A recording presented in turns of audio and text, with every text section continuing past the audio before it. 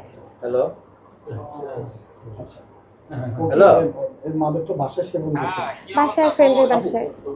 আপনি কই আমি বাসার সামনে কোন বাসা আমার বাসা এখানে ধরেন আপনার বাসা হ্যাঁ। ওই যে আমি মুজাহিদ ভাইয়ের সাথে ও আমার ফোন থেকে অনেক কিছু প্রুফ নিয়ে নিয়েছে ভাই। আমি আপনাদেরকে অনেক কিছু দেখাতে পারতাম, বাট আমার ফোন থেকে অনেক কিছু নেওয়ার কারণে ও এখন আমাকে খারাপ বানাবে হয়তো, বা আপনাদের সামনে আমার চরিত্র নিয়ে খারাপ কিছু করবে। আমি তো ভাই মায়ের খেয়ে আমি তো ভুক্তভোগী, আমি তো সংসার করতে চেয়েছি, আমি লাস্ট পর্যন্ত আমি পারিনি। না হলে আমার তো ভাইয়া মিডিয়ার সামনে এরকম আলোড়ন করে, আমার তো ভিউ ব্যবসা না, আমি তো কোনো আইডি বানাচ্ছি না, আমি কোনো ভিডিও বানাচ্ছি না আমার। তাহলে আপনারা জাস্ট নর্মালি চিন্তা করেন যে আমার কী উদ্দেশ্য।